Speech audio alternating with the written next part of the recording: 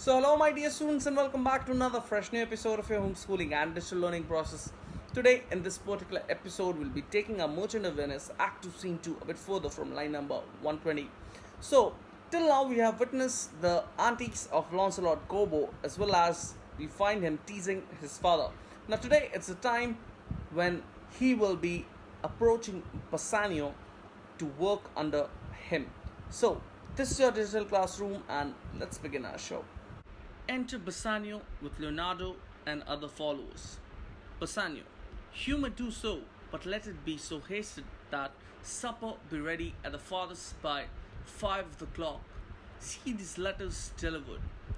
Put deliveries to making, and desire Gratiano to come anon to my lodging.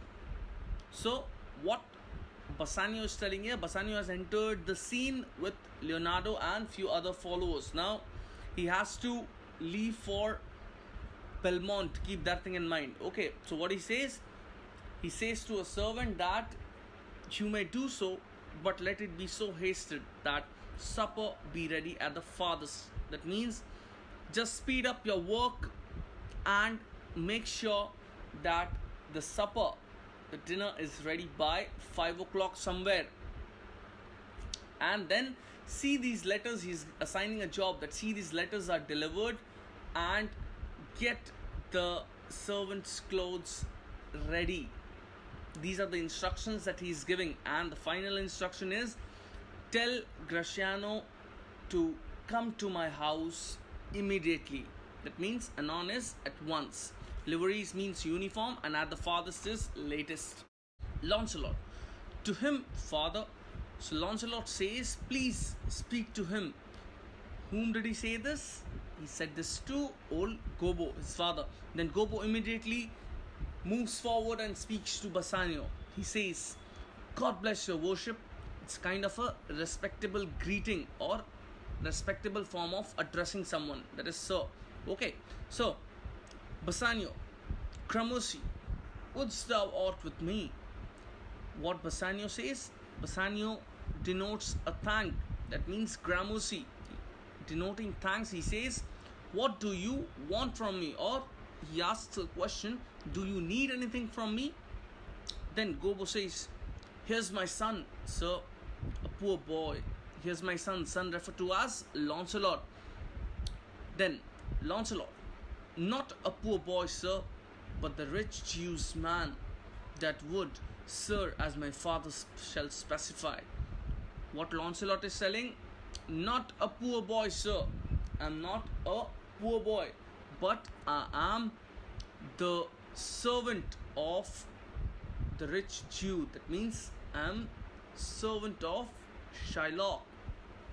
That would, sir, as my father shall specify. So what Lancelot is telling? Lancelot is telling that here I would not like to speak further. My father will explain you entire thing. Now specify here is testify something. That means here the sequence of using some confused words or misusing some kind of words will start. Got it? Gobbo, he had a great infection, sir, as one would say, to serve. Now here Gobbo has started justifying his son's good work. That is, he hath a great infection. Now see, this particular word infection has been wrongly used by Gobbo.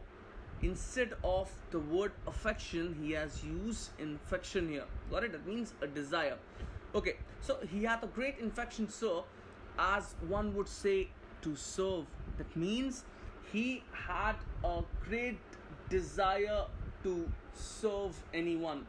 Got it? Lancelot, indeed, the short and the long is, I serve the Jew and have a desire as my father shall specify. So what Lancelot is telling here, the short and the long, here the idiom has been used in a reversal manner. That means it has only been used to give a comic effect. Correct? Then he says all that has to be said here is I serve the Jew. That means I serve Shylock, the Jew. Correct? And have a desire. So Lancelot has a desire. Now he's not letting his desire come out. Indeed, he's telling that as my father shall specify. He is not telling his desire. He's putting forward his father's name and telling, my father shall specify you that. Gobbo. His master and he, saving your worship's reverence, are scarce cater cousins. What Gobbo is telling? Gobbo is telling that his master and he, his master is referred to as Shylock again. Saving your worship, that means with all due respect to you, sir, are scarce cater friends. Got it? That means they are hardly close friends. They do not get along with each other very good. Got it? Lancelot. To be brief, the very truth is that the Jew having done me wrong doth cause me, as my father being a hope, an old man shall fructify unto you. Now again, he did not reveal the entire thing. He said just a bit. What he says, to be brief, means in short. The very truth is that Jew has caused me wrong. He has done something wrong. And as my father will specify you more, or here fructify is to notify or to tell. Got it? So what he says, Shylock has caused me wrong. Therefore, my father, being an old man, shall notify more about it. Gobbo. I have here a dish of doves that I would bestow upon your worship, and my suit is. So here Gobbo has presented Bassanio a dish of cooked doves. Remember, I had said you earlier, this dish of cooked dove will play a great importance later in the scene. So here it is. Now he has presented a dish of cooked doves that I would bestow upon your worship, that I would like to give you. And remember one thing, here the gift seems to be a kind of a bribe, in order to persuade Bassanio so that he keeps Lancelot under his service, or to grant his request. Got it? So he says, I would bestow upon your worship, and my suit is, what I want is. Again, he did not justify his purpose here. Got it? Now Bassanio was getting confused and a bit frustrated from inside. Then comes in Lancelot and he says, in very brief, the suit is impertinent to myself, as your worship shall know by this honest old man.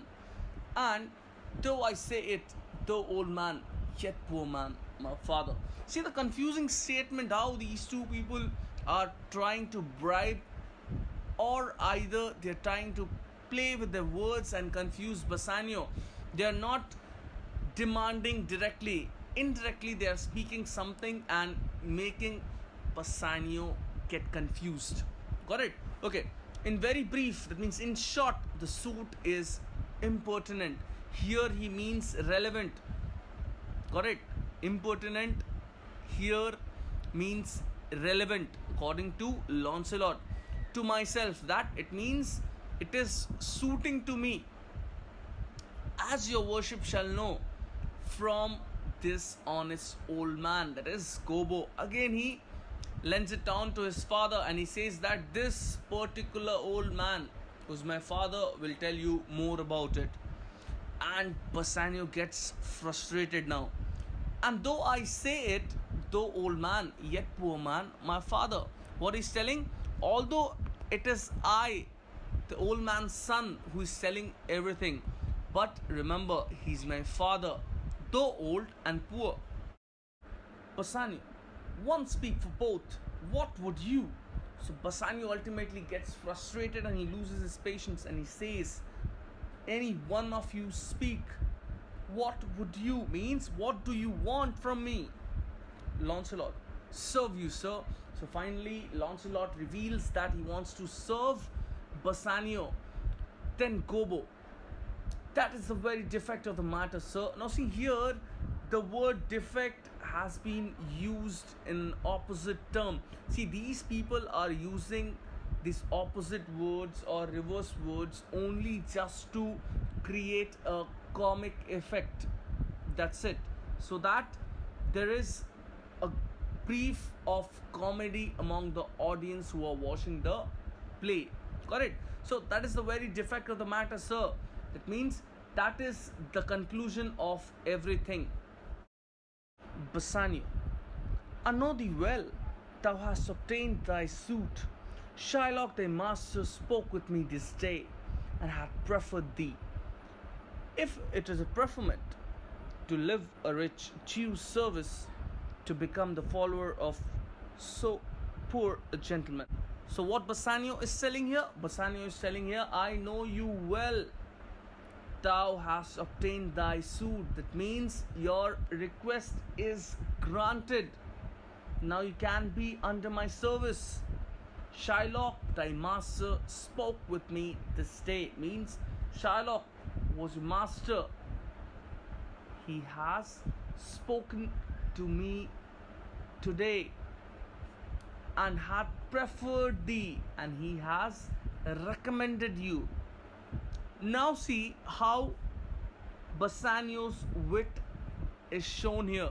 He says, if it is preferment, if it is promotion, if you consider this as promotion, to leave a rich Jew's service, to leave a person like Shylock who is very rich, you want to leave his service and want to become the follower of a poor gentleman referred to as Bassanio, you are most welcome.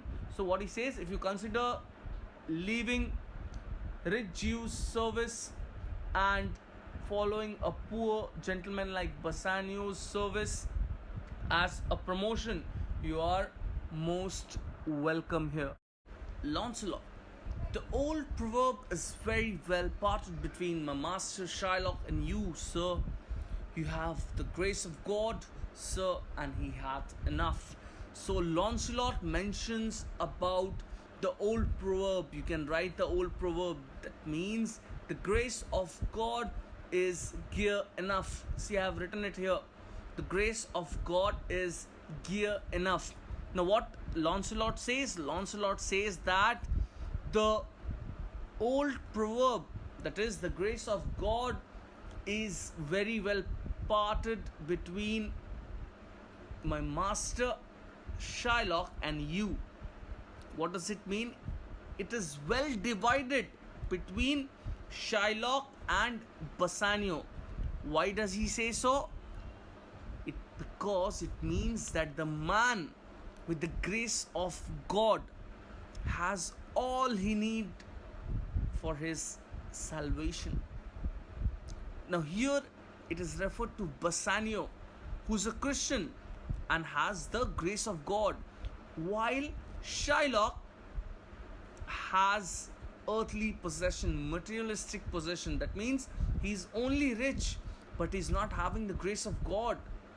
So understood the difference? Here it is about the grace of God is gear enough. That means Bassanio has all the grace of God that he needs for his salvation. But Shylock is only a rich man and has enough. That means he has only earthly possession.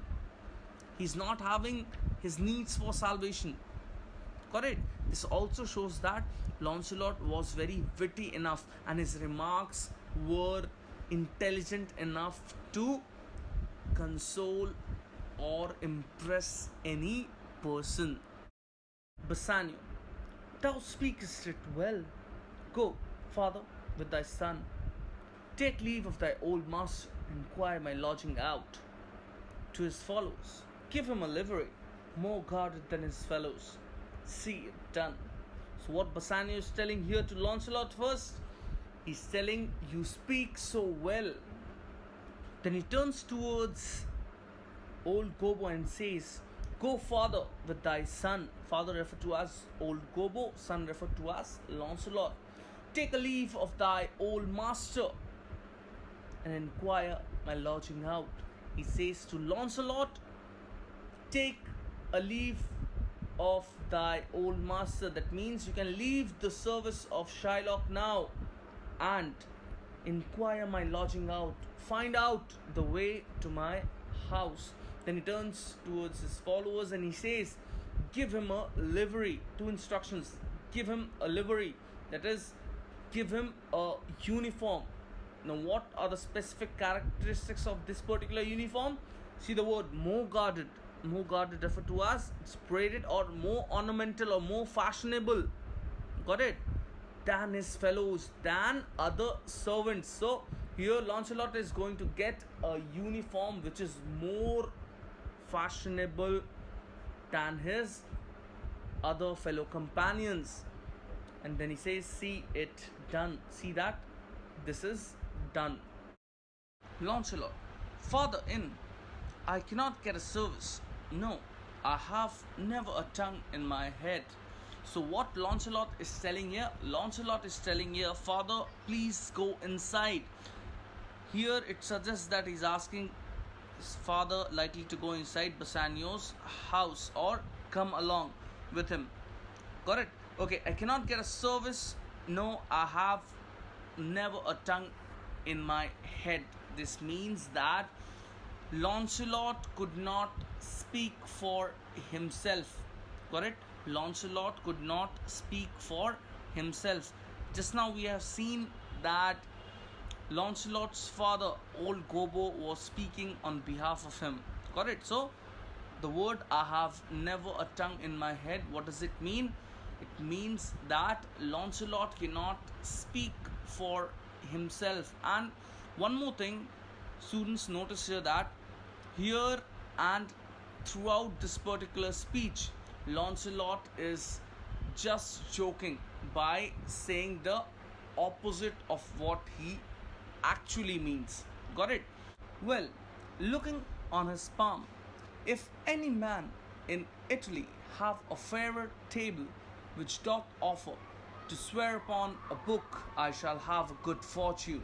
Now, what Lancelot is telling here, Lancelot is now acting as a palmist, one who reads the lines on their hands or others' hands. So here he is pretending to be a palmist and he tells his fortune by looking at his palm. He says that if any man in Italy have a fair table which doth offer to swear upon a book, I shall have good fortune. So what he's selling here, the general sense is anyone who has or who can swear that he has a hand better endowed than Lancelot is lucky indeed. Got it? Now, table here is a term that is used in palmistry, meaning the palm of the hand on which the lines are read. Got it? Now, here actually he's telling that no person in Italy can swear on a book. Here, book refers to the Bible. Generally, the people of Italy or any other Christians, they take promise by keeping their hand on the Bible, which is kind of a swearing an oath. Got it? So what he's telling here, he's telling here that no person in Italy can swear on a book and say that I have a good luck than Lancelot. Got it? Okay, check out next. Go to, here's a simple line of life. Here's a small trifle of wives. Alas, 15 wives is nothing. 11 widows and 9 maids is a simple coming in for one man. So what he's selling here, he's now telling his father about the lines. Got it? Now what he's telling? He's telling that, see, my line of life. Now what do you mean by simple line of life? It is a clear marking line on the palm of Lancelot. Now what is this marking? This marquem denotes that Lancelot will have a long life. So first simple line of life means that Lancelot is going to have a long life. Got it? You can even mention it as a line which passes down the ball of the thumb. Got it? That is known as a line of life. Okay. Now, this unbroken lines joining the base of the thumb is to indicate the line of life. Got it? And it also indicates the number of wives that a man will have. So here what he's telling, next he's telling that, see, here's a small trifle of wives. He shows another line and he terms it as unimportant line that deals with marriage. So first was what? First was a line that dealt with line of life. Next line is a trifle of wives that he considers as unimportant line that deals with marriage. Correct? So what he says about it, he says that Allah's 15 wives is nothing, 11 widows and 9 maids in simple coming in for one man. He would have 15 wives, 11 widows and 9 maids. Clearly you need to know this fact. What actually Lancelot is predicting about his future. What he's telling here? He's telling here that he will be having 15 wives, 11 widows and 9 maids. And that too he considered as very simple fact for a particular man. So students will find that Lancelot has grown greedy. Correct? He has grown greedy while he talks about the modest income. That means that simple coming in. Now what is that? That is all about the income or the dowries that his wives could bring him. Remember the 15 wives that he has spoken just now? Those wives could bring him a lot of dowries and he would be rich. Got it? Now next check it out. And then to escape drowning thrice and to be in peril of my life with the edge of a feather bed.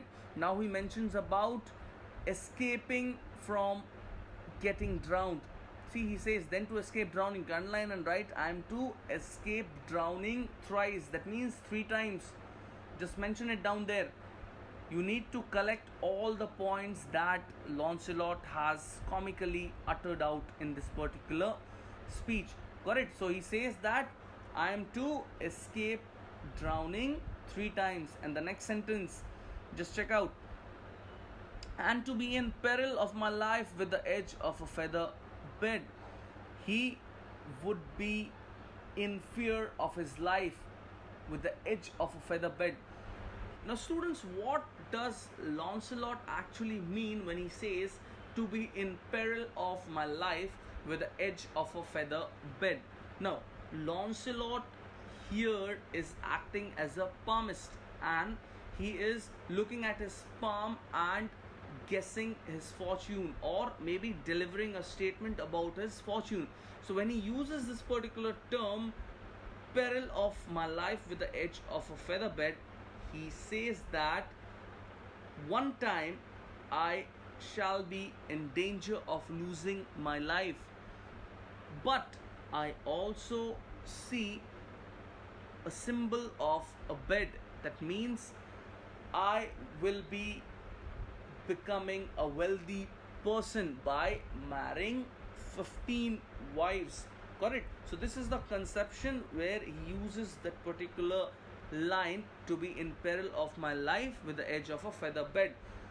He will be facing danger as well as he'll be a wealthy person because the marriage would be fruitful for him as it would bring him a lot of wealth.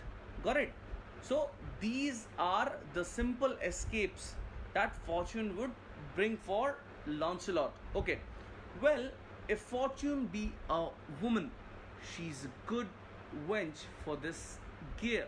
So what Lancelot is telling here? Lancelot is telling here, if fortune is a woman, generally fortune is depicted as a woman who indicates the inconstancy of fate. Now what is this particular line telling us, this particular line is telling us that Fortune is considered as a kind lady because she's well known for showing a prospect of possession. To whom? To Lancelot. Fortune is bringing in wealth and saving Lancelot's life. So, this is why Lancelot is praising Fortune as a lady meant for this particular purpose. Now, what is the purpose? Saving Lancelot's life as well as bringing him a lot of wealth. Got it? Okay. Father, come, I'll take my leave of the Jew in the twinkling of an eye. So, what Lancelot is telling to his father? Lancelot is telling to his father that come, now we'll take a leave from the Jew. That means we'll leave Shylock's service within twinkling of an eye. What is that? That means within short moment or just in a moment we'll go and say Shylock that our tenure of work is over. Correct? Then Lancelot and Gobbo leave the scene.